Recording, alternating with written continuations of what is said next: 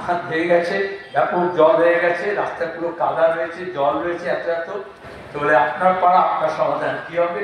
একটা ছেলে, জোয়ান ছেলে, তাগড়া ছেলে আছে, যে বাসে যেরকম কন্ডাক্টর থাকে না, ওরকম কাঁধে ব্যাগ নিয়ে দাঁড়িয়ে আছে, আর যে পার হতে যাচ্ছে তাকে কোলে তুলে নিয়ে গিয়ে পার করে দিচ্ছে, 5 টাকা করে দিচ্ছে। ওটা হচ্ছে আপনার পাড়া আপনার সমাধান। রাস্তাটা ভালো করার কথা নয়, বলছে চট জলদি সমাধান হবে। কেন? আরে সিপিআইএম ত্রিস্তরীয় পঞ্চায়েত ব্যবস্থা করে তুলেছিল বামফ্রন্ট সরকার আমলে। গোটা দেশের সংবিধান পাল্টে সেটাকে মানা হলো।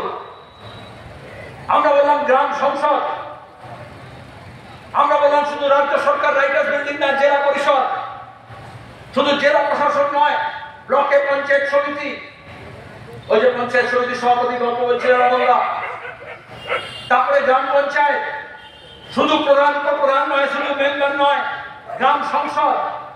তাহলে গ্রাম সংসদ তো তুলে দিলে, মোদী এসে লোকসভা তুলে দিল, মমতা এসে বিধানসভা তুলে দিল, আর তৃণমূল এখানে পঞ্চায়েতকে দখল করে গ্রাম সভা তুলে দিল।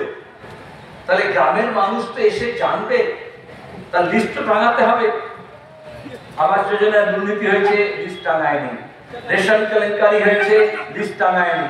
স্টাইপেন্ড স্কলারশিপ পায়, কে পেলো কে পেলো না, সে সংখ্যালঘু হোক, আদিবাসী হোক, তপশিলি হোক, বেনিফিশিয়ারিদের লিস্ট টাঙাতে হয়, লিস্ট টাঙালো না। এর টাকা হোক কাদায় গেল, ওর টাকা হোক কাদায় গেল, পরে দেখলো শেষ প্রেস চলে গেছে প্রধান উপপ্রধানের কাছে।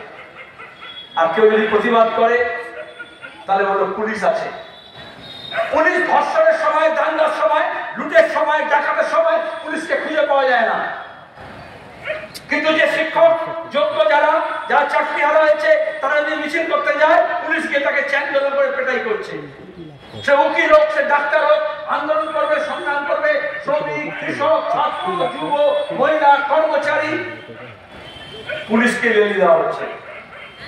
মোদিও তাই করছে, যোগীও তাই করছে, অমিত শাহ তাই করছে, দিল্লিতেও তাই হচ্ছে, হরিয়ানাও তাই হচ্ছে, উত্তরপ্রদেশেও তাই হচ্ছে, পশ্চিমবঙ্গেও তাই হচ্ছে। আসলে মানুষের গণতান্ত্রিক অধিকার কেড়ে নেওয়া মানে হচ্ছে একদম পুলিশি ব্যবস্থা করা, হার্ড স্টেট, সফট স্টেট থেকে হার্ড স্টেট করা, সবকিছু পুলিশকে দিয়ে হবে। আমাদের অনেকে রাগ হয়, আজকাল পুলিশও নিয়োগ করছে না। এই পুজোর সময় ছুটি পাবে না, বাড়ি যেতে পারবে না, আর কিছু কথাবার্তা বললে বদলি করে দেবে। ওপর তলার পুলিশ অফিসাররা কিছু কামাচ্ছে, উপরি নিজের তলার পুলিশ অফিসাররা দিন রাত কাজ করছে, তারা হতাশ হচ্ছে। এই জন্য রিক্সাওয়ালাকে, ভ্যান রিক্সাওয়ালাকে, স্কুটারওয়ালার পেছনে ছুটছে। আবার টাকার জন্য এই যে সিভিক ভলেন্টিয়ার রেখে দিয়েছে। ওখানে আমি একটা সময় দেখছিলাম কিছু সিভিক ভলেন্টিয়ার আছে, নানা রকমের পোশাক আশাক করে থাকে।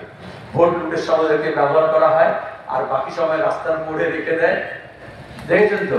হ্যাঁ, আর হাততালির জন্য দিচ্ছে, রাস্তার মোড়ে রেখে দেয়। 2 চাকা, 4 চাকা, 6 চাকা, 8 চাকা, 10 চাকা, 12 চাকা, সব রেট ঠিক করা আছে। সে সবজি নিয়ে আসুক, মাছ নিয়ে আসুক, তাই তো? সে বউকে পেছনে বসিয়ে নিয়ে যাক বা প্রেমিকাকে বসে নিয়ে যাক, পুলিশ তার কাছ থেকে টাকা আদায় করবে। আর পুরনো গল্প আছে, অনেক সিরিয়াস কথা বলছি তো।